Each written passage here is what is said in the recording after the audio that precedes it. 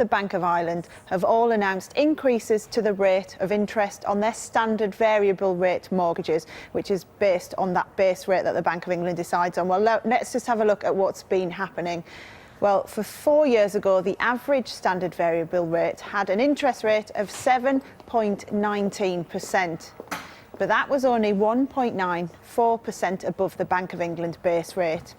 Fast forward, and this month the average SVR rate is much lower at 4.8%, but that's 4.3% above the bank's current rate, so a bit of a difference there. But with me now is Melanie Bien, who's an independent mortgage analyst. Good morning to you, Melanie. Good morning. Why are these banks putting up the cost of their SVR when the base rate is still so low?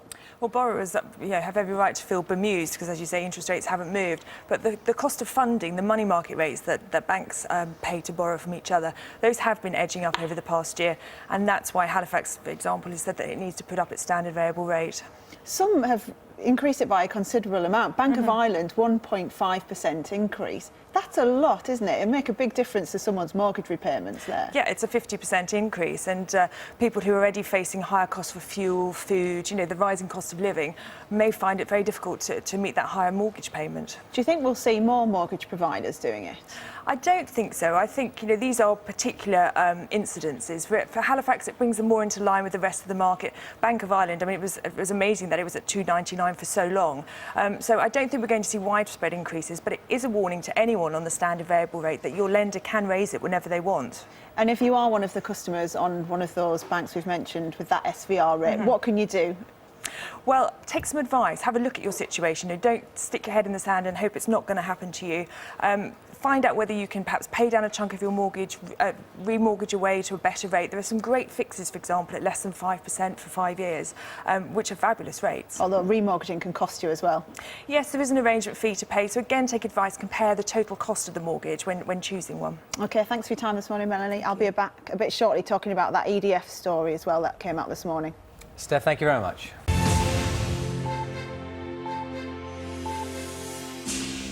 Good morning, it's Friday, the 9th of March. Energy giant EDF breaches the rules on doorstep selling. EDF will pay out £4.5 million to its most vulnerable customers after the energy watchdog Ofgem found shortcomings in its sales processes. I'll have the details shortly. One story that's emerged this morning is that the energy supplier EDF has agreed to pay £3.5 million to customers most in need instead of paying a penalty for breaching the rules of its licence. The payment imposed by the regulator Ofgem is the biggest of its kind. Ofgem found that EDF's sales staff hadn't provided potential customers with accurate information. They'd made misleading statements when cold calling clients. Steph is here with more details. Steph, a lot of people have kind of been on the receiving end of some of these things. What's actually been said by Ofgem about what they've done?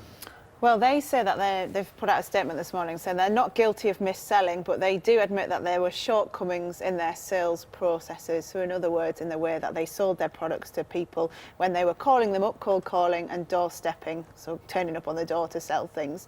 Now, what's interesting about this is they're specifically saying it's not a fine, it's a penalty of £4.5 million. And normally if it's a fine, it would go to the Treasury. But what's going to happen with this money, as it's a penalty, it's going to be split and go back to the vulnerable customers. So £3.5 million is going to go back as reimbursements on people's bills, vulnerable customers, and that will be £50 each for 70,000 customers.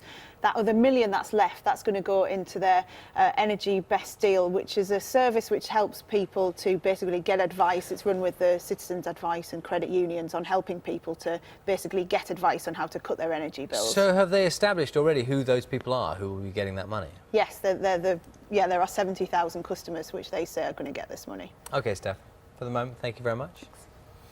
And we'll have more on that story at 8:10, where we speak to Sarah Harrison, who's from Ofgem. We get more details then.